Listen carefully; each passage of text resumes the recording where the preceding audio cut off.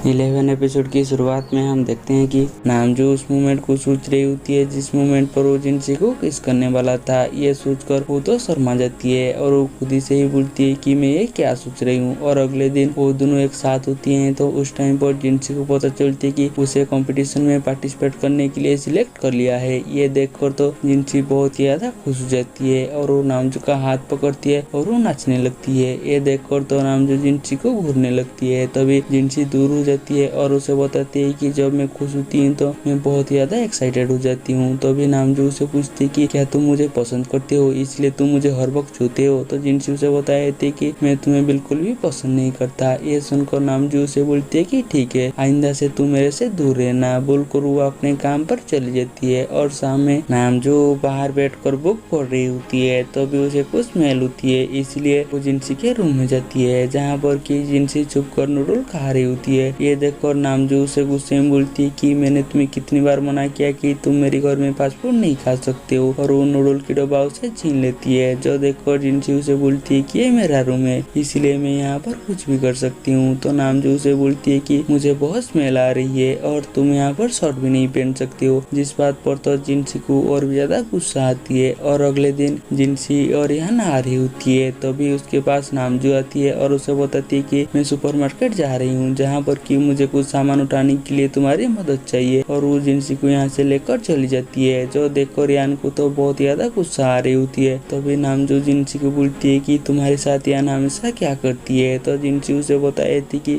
वो मेरी असिस्टेंट है इसलिए वो हर वक्त मेरे साथ रहती है। तो नामजू उसे बोलती कि वो मुझे जिस तरह से घूर रहा था उसे देखकर ऐसा लग रहा था कि वो काफी जेलस है, वो शायद तुम्हें पसंद करती है। तो जिनसी उसे बताने लगती है कि ऐसा कुछ भी नहीं है, वो तो सिर्फ मेरी एक जूनियर है। तो नामजू उसे पूछती कि तुम मेरे बारे में क्या सोचते हो और मैं तुम्हें कैसी लगती हूँ। तो जिनसी उसे बताती है कि तुम सच में बहुत ही अच्छा पार्टी ये हो। और इस बात पर तो नामजू को बहुत ज्यादा गुस्सा आती है और वो मन ही मन सोचती कि क्या मैं इसके लिए सिर्फ पार्टी ये हूँ। और हाथ में जिनसी नामजू के लिए खाना बना रही होती है और नामजू जिनसी को तो बहुत ही प्यार से देख रही होती है और जिनसी नामजू को खाना खाने के लिए बुलाती है। तो नामजू उसे पूछती कि क्या तुम्हारे अंदर मेरे लिए कोई भी फीलिंग्स नहीं है। तो जिनसी उसे बताती कि हम दोनों का प्रोफेशनल रिलेशनशिप के अलावा और कोई भी रिलेशन नहीं है।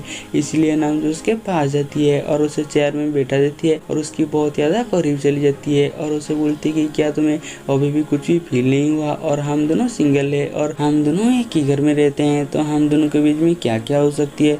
तो जिनसी तो इस बात पर थोड़ा सा शर्मा जाती है और वो नामजू को दूर करती है और वो खड़ा होकर उसे बताती है कि कुछ भी नहीं है और उसे पूछती है कि आज तुम्हें हुआ क्या है, तुम तो आज मुझे इसी बारे में ही बोल रहे हो। और उसे पूछती कि क्या तुम मुझे पसंद करते हो। तो नामजू उससे साफ से मना कर देती है और उसे बताती है कि मैं तुम्हें पसंद क्यों करूंगा, तुम तो हमेशा मुझे बहुत ज्यादा परेशान करते हो। और इस बात पर तो जिनसी को बहुत ज्यादा गुस्सा आती है।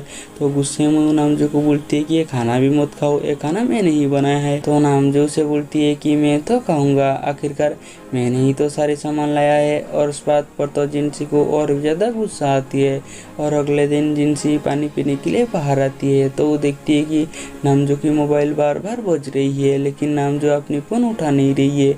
इसलिए वो नामजू को ढूंढने के लिए उसके रूम पर जाती है लेकिन वहाँ पर उसे नामजू नहीं मिलता और सावचान उसे बार बार कॉल कर रही होती है इसलिए वो सावचान की कॉल को उठा देती है। तो उसे बताती है कि नामजू शायद घर पर नहीं है। तो सावचान उसे नामजू की दवाई की बॉक्स को देखने के लिए बोलती है जो कि जिनसी देखकर उसे बताती है कि वो तो खाली है। तो सावचान उसे बताती है कि उन्होंने सारी दवाई खा ली है इसलिए उन्हें कभी भी कुछ भी हो सकती है, इसलिए तुम उन्हें जल्दी से ढूंढो। और जिनसी नामजू को घर की चारों तरफ से ढूंढने लगती है लेकिन उसे नामजू नहीं मिलता तो वो उस रूम में चली जाती है उसे ढूंढने के लिए। तभी नामजू बाथटब से निकलती है और जिनसी ऐसे ही नामजू को दिखती है तो वो अपने मुंह को घुमा लेती है और वो नामजू को पूछती है कि मैंने तुम्हें इतना आवाज दिया है लेकिन तुमने किसी का भी रेस्पॉन्स क्यों नहीं किया। तो नामजू से पूछती है कि तुम पहले बताओ कि तुम यहाँ पर क्या कर रहे हो। तो जिनसी उसे बताती कि तुमने सारी दवाई खत्म कर दी है इसलिए मुझे तुम्हारी फिक्र हो रही थी। तो नामजू से बताए थे कि मैं सांस लेकर बाथटब पर लेटा हुआ था इसलिए तुम्हारी किसी भी आवाज़ मुझे सुनाई नहीं दिया और उसे यहाँ से भेज देती है।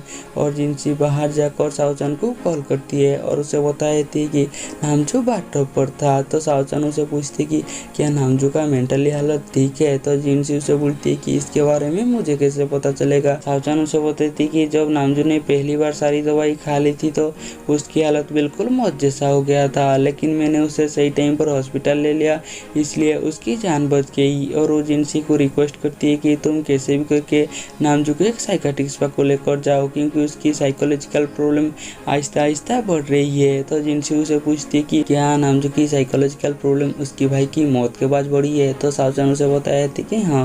और अगले दिन जिनसी नामजू को ऑफिस जाने की बहाने उसे एक साइकाट्रिस्ट के पास लेकर जाती है, और जब नामजू को पता चलती है तो वो जाने से साफ साफ मना कर देती है। इसलिए जिनसी उसे जबरदस्ती बाहर करती है, लेकिन नामजू जा नहीं रही होती है तो जिनसी ड्रामा करने लगती है कि मेरी पति को साइकोलॉजिकल प्रॉब्लम है, इसलिए वो मुझे मारते हैं, तो मैं उन्हें डॉक्टर के पास लेकर आई हूँ।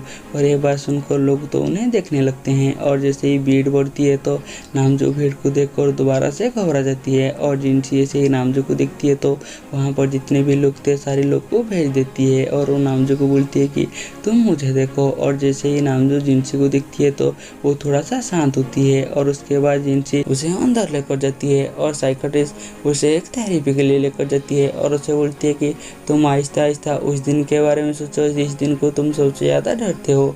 और उसके बाद नामजू अपनी आँखें को बंद कर देती है, और वो उस दिन के बारे में सोचने लगती है जब वो अपने भाई के साथ फायरवर्क देखने के लिए गया था, और उसका भाई ने उसे बोला था कि तुम भीड़ में इधर इधर मत भागो। तभी नामजू के हाथ में उसकी भाई का क्यू गिर जाती है, इसलिए नामजू उस क्यू को लेने के लिए जाती है, और उसके पीछे पीछे उसकी भाई भी जाती है। तभी भागदौड़ हो जाती है, और शायद उसी भीड़ में उसकी भाई की डेथ हो जाती है। और ये सोचकर तो नामजू बहुत ज्यादा पैनिक हो जाती है, इसलिए साइकाट्रिस्ट उसे संभालने के लिए जाती है, लेकिन नामजू उसे चिंचार देती है। तभी जिनसी आती है तो उसे बहुत ही मुश्किल से होश में लेकर आती है, और जैसे ही वो जिनसी को देखती है तो उसे गले लगा लेती है, और यहाँ पर जिनसी नामजू को कंसोल करती है। और यहीं पर हमारी एपिसोड खत्म हो जाती है। हम मिलेंगे जल्दी ही नेक्स्ट एपिसोड में।